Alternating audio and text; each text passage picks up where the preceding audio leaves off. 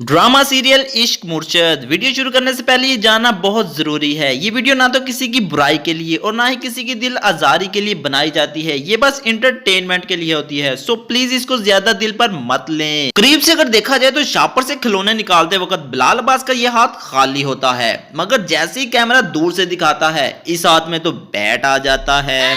बिलाल अब्बास के पीछे जाते वक्त दूर से देखा जाए तो इस पिंक दुपट्टे के साथ बैठी ये छोटी लड़की जैसे ही कैमरा दूर से दिखाता है ये लड़की जादू से चलकर इस तरफ आ जाती है और फिर से पास से दिखाने पर ये लड़की तो गायब ही हो जाती है।